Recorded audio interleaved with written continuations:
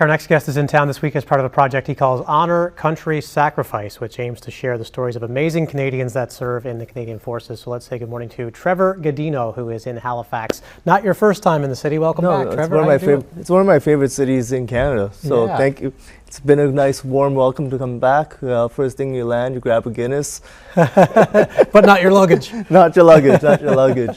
Awesome. Thank you for having me, and thank you for your interest in the project. Yeah, anything around veterans, I always kind of have a keen interest in it as well. So tell us what you're in town for this week. So this week is the 35th anniversary of the end of the Gulf War. So most people who are alive between 1990 and 91, or older than children, remember that we were in there was a war that happened between Iraq and Kuwait. So one of the things that this anniversary is meant to commemorate is the 4,000 Canadians that were part of this war. Which is something I never think of, because I was a 10-year-old at the time, and it was so much, American media centered on it that I never even really realized there was Canadians involved in it. I grew up in Bahrain, where was one of the central Canadian Armed Forces bases in Manama, and I was about 6 when the war was just starting to grow into something that was going to be bringing the Canadians there. It's incredible how we kind of, in that moment, we remember it, and then we kind of forget it. It's kind of like Afghanistan. I think in this country as well, is that we spent 10 years in Afghanistan. Yeah. And if you stop someone on the street and ask them about how long we were there, how many Canadians were there, it's surprising how many of us have kind of, if it's not on the news ticker, we kind of forget. And so you're in town. You'll be taking portraits of veterans who've served in this war. And if a picture is worth 1,000 words, how do you kind of get honor, country, and sacrifice to kind of take shape in some of these portraits? So to explain what that means, honor, country, sacrifice, is everyone's heard of for honor and country. It's been always the motto of every military around the world. But the big piece that people miss is that human side of it. What is that switch would be click in our brain to start to serve, to sacrifice, but not only the individual that actually puts on the uniform, but their families, their children, their friends around them, the time they lose when they're away, their dreams and goals that they could have had is now completely changed by either traumatic things they see in war, injury, or just the time lost.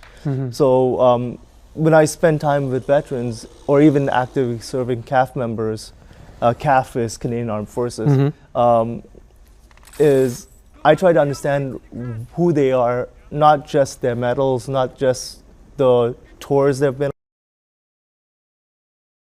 that made you say, hey, I will put my hand up. No one's asked, but I will put my hand up to go. And if you look at that, it's like the true line of what it means to be Canadian. Because if there's a fire anywhere, if there's a flood, if there's a famine, Canadians are one of the first countries to put their hand up and say, hey, let's go help. Like right now with Cuba, we're sending aid down Cuba as well. And if you want to see an example of what it means to be truly Canadian, look at a vet.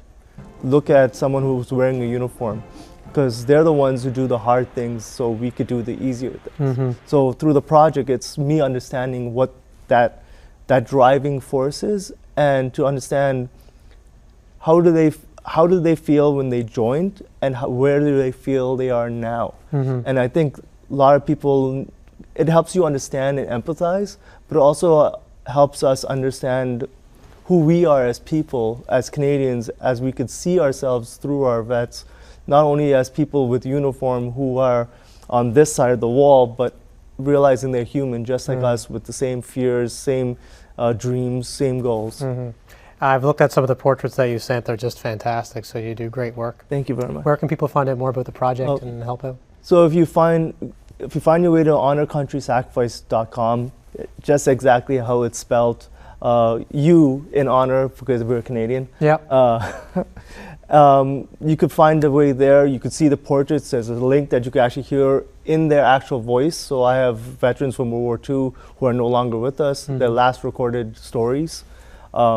And at the end, there's a GoFundMe link there as well, so you could donate to it. Corporations, if you want to partner, you could shoot me a note through that website as well. And right now, one of the reasons I'm actually here is because the Canada company, which does a lot of great work for veterans, as well as Amplis, which is my rep for photography equipment, they helped fund this trip to bring me out from Toronto to Halifax. Wow. So I want to thank them as well. Yeah, exactly.